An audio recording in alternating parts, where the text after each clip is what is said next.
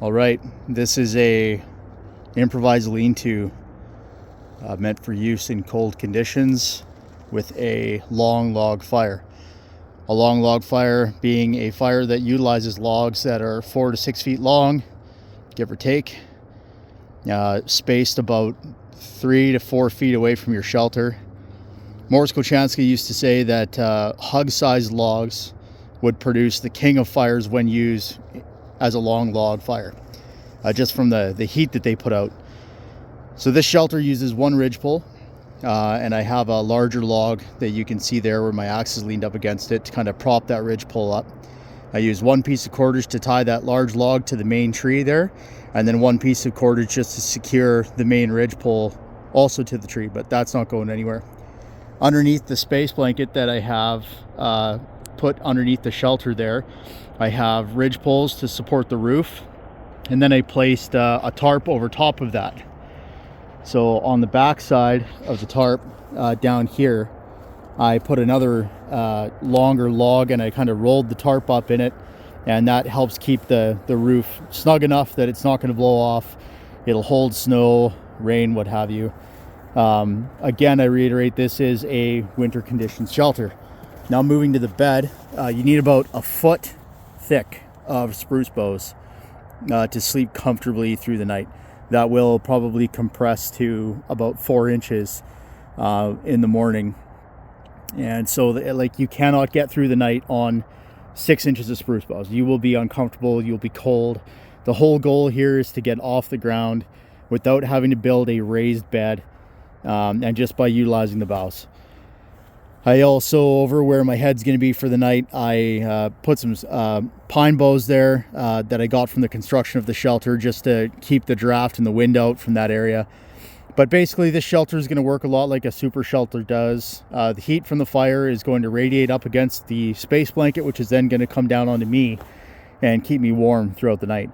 So I've slept in these shelters several times in the wintertime, even in late November, and they're warm.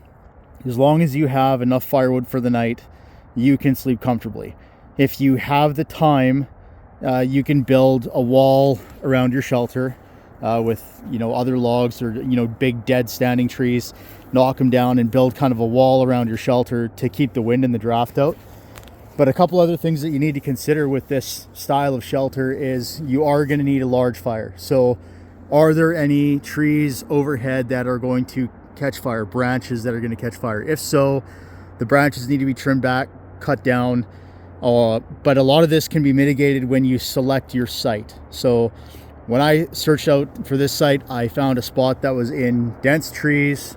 There's not a lot of overhead hazards here. There are some taller trees, but they're far enough away from me that they don't pose a hazard if there's any wind.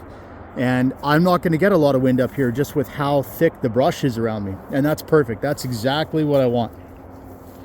So I'm not going to have an issue here with my long log fire for the night. The other thing is select an area that's not down in a valley or in a low point where cool air is going to collect overnight. I'm a little bit higher here, down past the shelter that way. There is a valley or a gully, if you will. I'm nice up and on the ridge. I'm out of that. That's not going to be an issue for me. So all you need is just some basic cutting tools. I used my Reef Knives F6 right here. Awesome knife. And I used my saw, and I have my axe here with me, but I did not use it for the construction of the shelter. Didn't need to. I have a tarp, I have the space blanket or the mylar, but if I didn't have the tarp or the mylar, what I would do is I would make the entire roof out of poles. So I'd cut down small saplings that were maybe 3 inches thick or bigger, and I would just stack them up for the whole roof all the way along, side by side, and then I would put some boughs on top of that.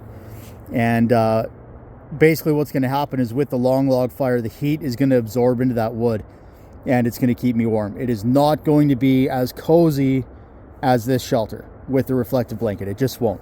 But that is an alternative for you if you do not have the tarp or the space blanket.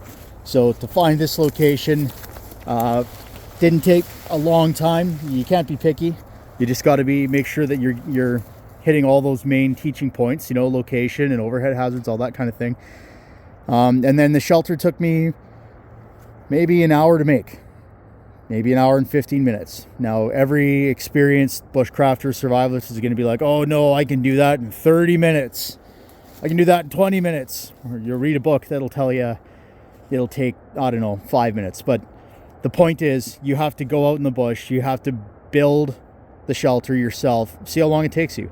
It's not about rushing, but what it is about is planning.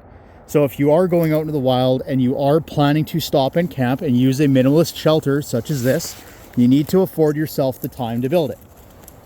If you are in an emergency situation, you can know that it's going to take you probably about a good hour to make this shelter. So that's realistic numbers. That's what it is. But yeah, I hope you guys have enjoyed this video. I didn't mean to over-explain things, but I just want to make sure that everybody understands the whole point behind this shelter and its uses. Hope you enjoyed it.